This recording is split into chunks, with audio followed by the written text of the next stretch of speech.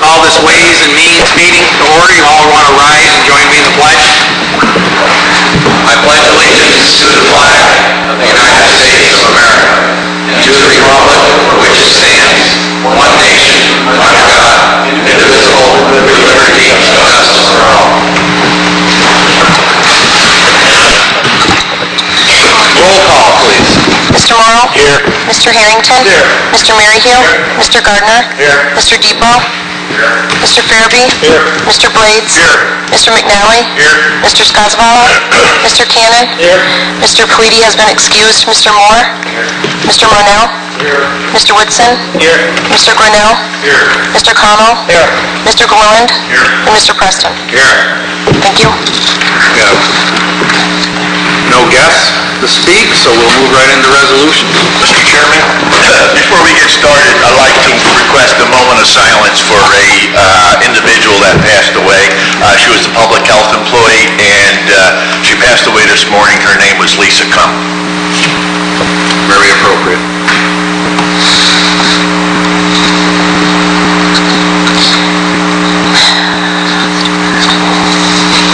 Thank you. Thank you. Now move into resolutions. Resolutions recommended by the Human Services Committee, authorizing a budget amendment in the Social Services Department, increasing revenues and appropriations in the amount of $93,458, expansion of Child Care Assistance Program.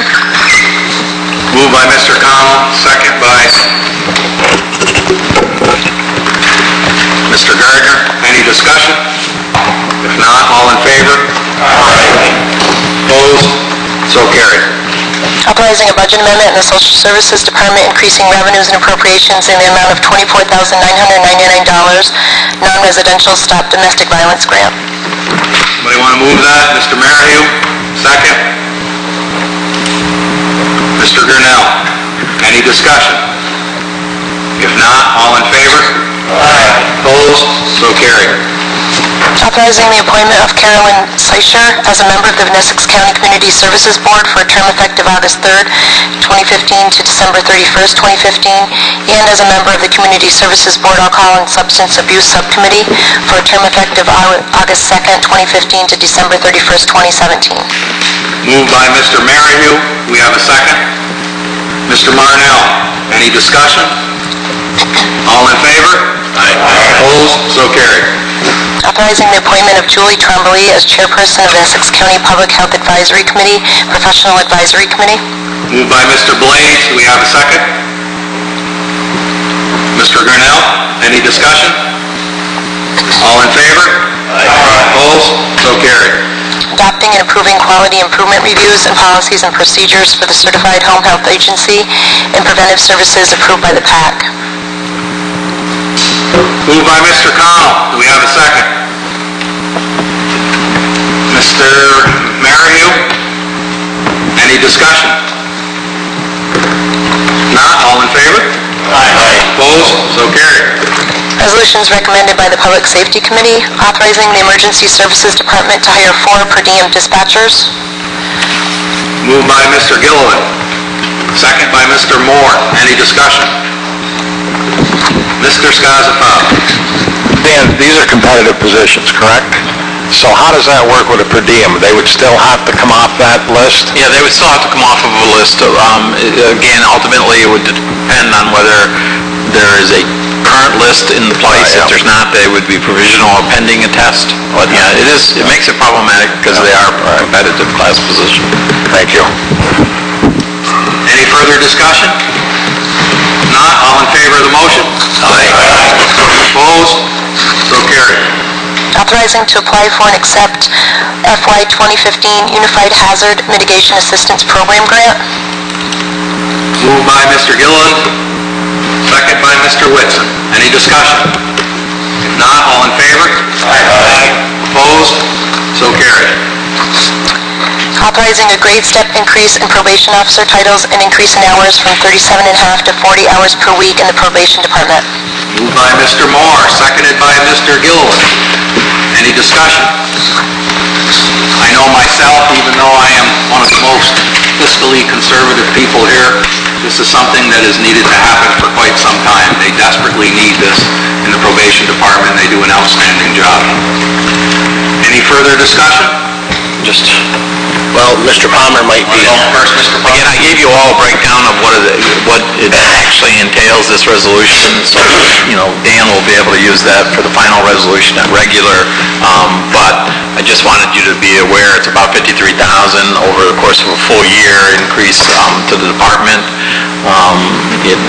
There's probably, I think 23,000 would finish out this year, and I do believe Julie and I talked about it, I think there's enough money within the current budget to cover that, so we won't need anything out of contingent at this point. If it turns out that for some reason we have a run on the bank and we get close in November or something, I would come back to you at that time and say where we are, but at this point I think we're okay for the existing budget.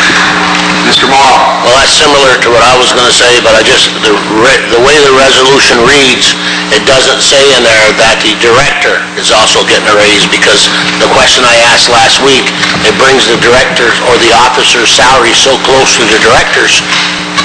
It's just like we had in the sheriff's department about 15 years ago. So the director is getting a raise also, which should be. That's correct. Didn't want to make sure everybody knew that. The resolution could actually read as recommended by the attachment from the county manager's office. Okay. Any other questions, comments? If not, all in favor? Aye. Opposed? So carries. Resolution is recommended by the Economic Development Committee, authorizing the county manager to seek a letter of authorization as it relates for the construction of a handicap bathroom at the Cooperative Extension Building. Someone want to move that? Mr. Moore, second by Mr. Harrington. Any discussion? I have a comment. Mr. Manning. This probably should read resolution authorizing the county chairman or county manager to execute a letter of authorization. So it's just a change in the wording, seeking, so it's to execute that. And does this come from budgeted funds too? The Cornell's got $33,000 themselves that they're going to contribute towards the project. Once we know the final cost, we would be able to determine then whether we need any from county funds. Okay. But currently, it looks like we have $33,000 to use from Cornell itself. Okay, thank you. Okay. All in favor? So, any further discussion? If not, all in favor? Aye. Opposed? So carried. Designating Jason Lawrence as the Essex County Tourism Promotion Agent effective June 1st, 2015. Moved by Mr. Marnell. We have a second. Mr. Connell, any discussion? If not, all in favor? Aye. Opposed? So carried. Resolution is recommended by the DPW Committee, authorizing the issuance of a permit allowing the use of county roadways for the Adirondack Marathon Distant Festival to be held on September 26th and 27th, 2015 in Schoon Lake. Moved by Mr. Marnell, seconded by Mr. Moore. Any discussion? If not, all in favor? Aye. Opposed? So carried. Authorizing the LOAs for the development of the preliminary design of bid documents for retaining walls at the transfer stations in the towns of Maya, Scroon, and Keene at a total cost of $9,000, with such cost to be absorbed by the county. Moved by Mr. Scozzafava. We have a second. Mr. Marnell, any discussion? Just another quick thing. Mr. Manning. Again, this should say resolution authorizing the execution by the county chairman or the county manager of LOAs for the development, etc. Okay. Any further discussion? If not, all in favor? Aye. Opposed? So carried. Authorizing the purchasing agent to award a bid to General Roofing for the repairs to the county roof complex roof, bell tower, and mental health building roof in the amount of $277,880, with funds to come from unappropriated fund balance in the amount up to $77,880. Moved by Mr. Marnell. Do we have a second? Mr. Morrow. Discussion. Got another one. Additional funds. Oh, this one? No, you too. Yeah. Additional funds should come from unappropriated fund balance. We have budgeted Additional. funds. And then also, I will tack on the end of that, and the execution by the county manager, county chairman or county manager of a contract. this just awards a bid. We want to have the contract signed. Okay. Any further discussion? If not, all in favor? Opposed? So carried. Resolutions recommended by the Personnel Committee, accepting and placing in file the 2014 Essex County Workers' Compensation Self-Insurance Annual Report. Moved by Mr. Cannon. We have a second. Mr. Grinnell. Discussion? If not, all in favor? Opposed? So carried. Resolutions recommended by the Finance Committee, authorizing a public hearing on the proposed 2015-16 North Country Community College budget to be scheduled on Monday, August 3rd at 9:30 a.m. Moved by Mr. Marnell, seconded by Mr. Grinnell. Any discussion? If not, all in favor? Opposed? Carried. Resolution to cancel penalties and interest on 2015 tax paid on a parcel of property in the town of Chesterfield having tax map number 4.53-3-23.000. Moved by Mr. Morrow. We have a second. Mr. Moore, any discussion? Not, all in favor? Opposed? So carried. Authorizing an amendment to the real property tax law subdivision fee schedule. Moved by Mr. Merrhew, seconded by Mr. Skozavala. Discussion? If not, all in favor? Opposed? So carried. Authorizing an amendment to the real property tax service fee schedule, increasing the amount from 49 cents to 55 cents. Moved by Mr. Skozavala, seconded by Mr. Marnell. Any discussion? If not, all in favor? Opposed? So carried. Authorizing a budget amendment in the real property tax office, increasing revenues and appropriations in the amount of $651.11.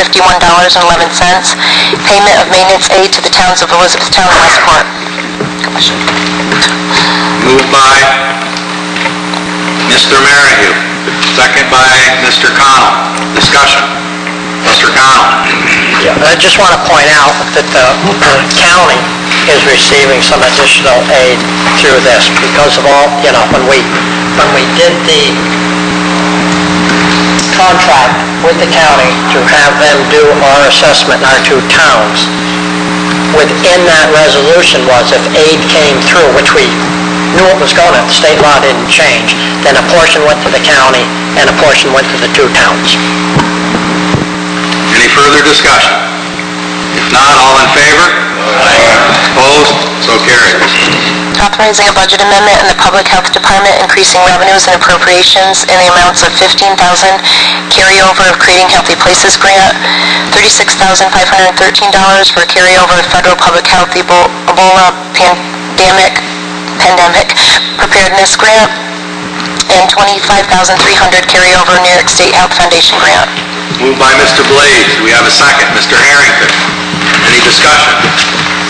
If not, all in favor? Opposed? So carried. Where you at, man? Why they ask for floor first? We might go into executive session. Any other resolutions to come from the floor? Mr. Grinnell.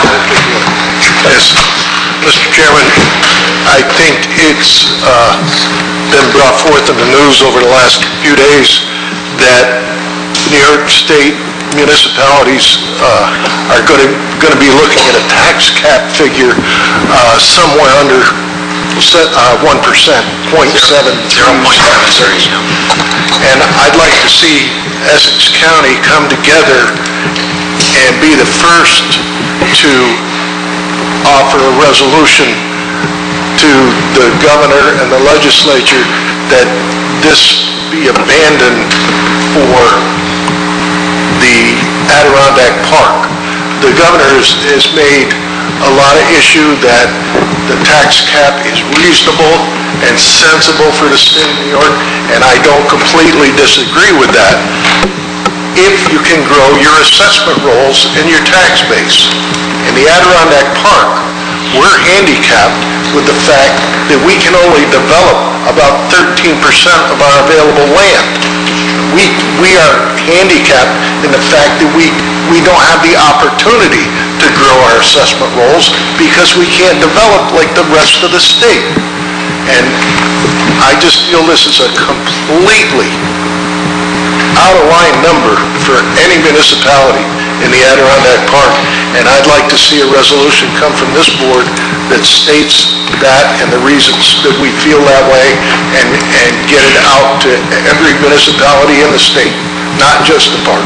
Well, I guess you could do that if you want. The problem is the public is 100% behind the tax cap, and I don't know where it's ever going to end up because the legislature approved it and maintaining that. So I understand that part of it, but I just feel it, when you place the burdens of having this park for the whole of the state on the back of the park residents, that is terribly unfair, and we need some special considerations given the fact that we aren't developing the park, and we abide by the regulations to make it what it is for the whole of the state, and the whole of the state has got to begin to take part, and a 0.7% tax cap number just does not work when you can't expand your tax base.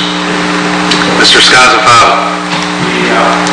How's that work? Talking into the light working okay, Tom? Can we get paper bags before the next meeting? You know, like something, because You're making me lose my train of thought. Bright idea.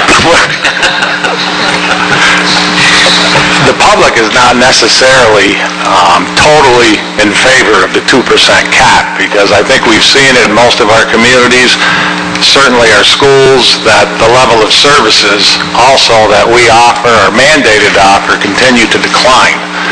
And, you know, I haven't read anything yet about the 1% or whatever level they want to go to now. I know that the state recently passed the 2%, and also the initiative that each of us were supposed to file, so you can get that huge $5 rebate check back.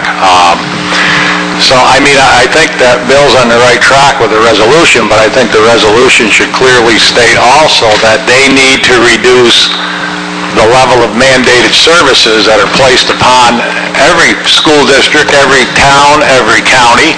I mean, if they're looking for us, you know, to reduce the property tax levy, then they have a responsibility to reduce the mandates that they have placed upon us.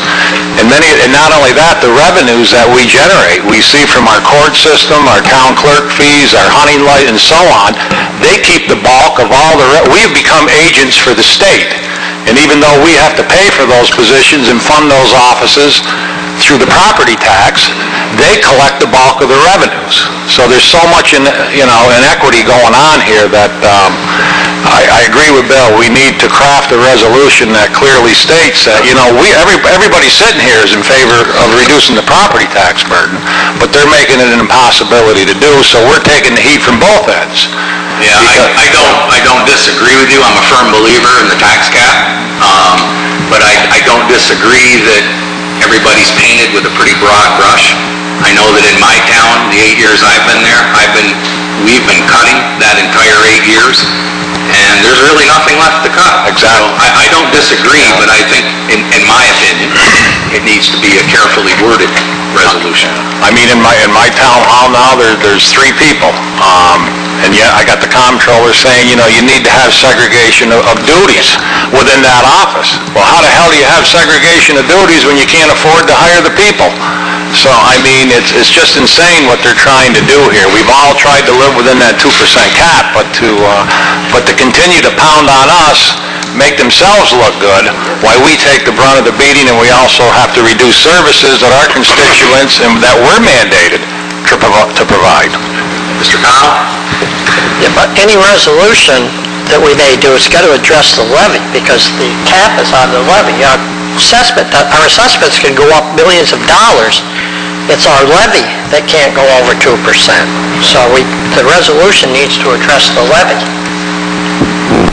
Okay. Mr. Merrihew, do you have a comment? Along those same lines of Mr. Scozzafano and Mr. Gunnell, I would ask also, once they're studying this, the inclusion of the state picking up our local obligation for the 480A and the 480 tax exemptions. In the town of Elizabethtown, I believe my constituents are picking up over $2 million of a program that benefits the state. not necessarily the town of Elizabethtown constituents directly. So I think that's one of the examples that I believe the state needs to get in the game here for the Adirondack Park. Any further discussion on this? Mr. Scozzafano? The other issue that needs to be addressed along those lines are exemptions. I mean, we get murdered in this county and in each of our town on real property tax exemptions, some that are deserved, most that aren't deserved. So, I mean, there's a lot of different issues here. They put together a commission to address the real property tax.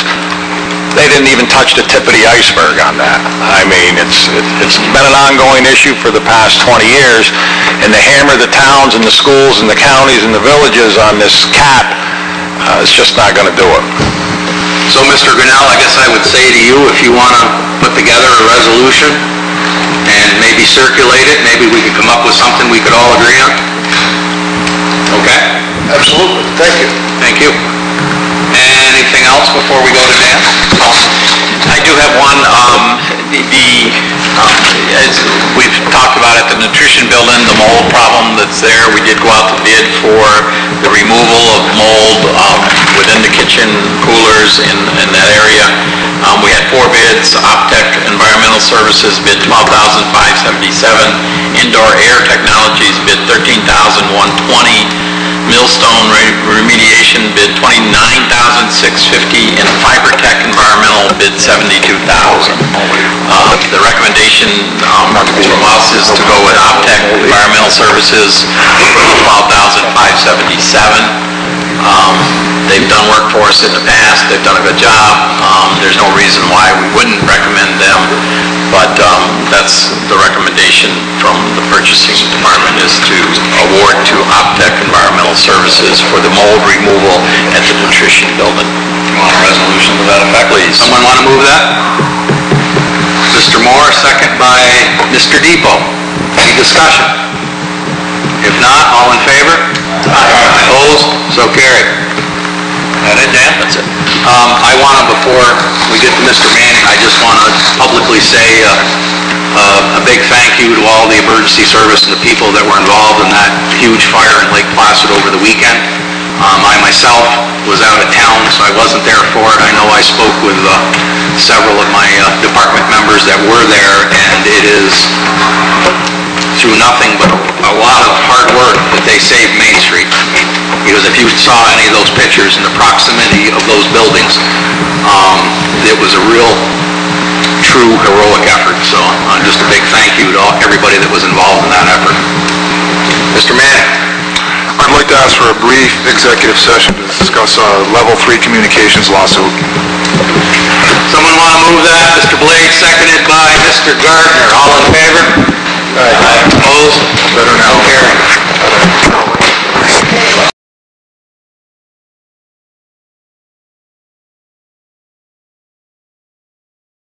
Okay, we're going to call ourselves back in session, 10:33, and no decisions were made. Somebody needs to move us back into Mr. Blade, second by Mr. Gilliland. All in favor? Aye. Opposed? So carried. And anything else, Mr. Tom? Yeah, just an announcement. The opening ceremony for fair will be at 6:45 on the 12th, 5:45 on the 12th of July. That's a Wednesday, and the milking contest will be right after the opening ceremony. So you're all invited to fair and participate in the milking contest. 5:45 on August 12th. 12th, right. Okay. Mr. Mornell. Okay. All right, anything else? Mr. Blade? Yes, I would like to offer a resolution of condolences to the family of Lisa Cum, and I'd like to do that in conjunction with the supervisor of the town of Essex. Would you get a unanimous second on that, please? Mr. Grinnell? I was asked by Judge Dahlbeck to bring up the fact he's been in contact with our congressional representative, Ms. Stefanik, about the marking of the private rail crossings in Essex County, and I believe there's an inventory of those that was taken. I know Ticonderoga's are in. I'm not sure if the rest are or not, but I think we need to keep this a little near the top of the heap, and she has requested the information on our inventory of rail crossings to see if we can't get some of them marked by CP Rail. I think we should try and cooperate. So who was taking that inventory? The county. Emergency service?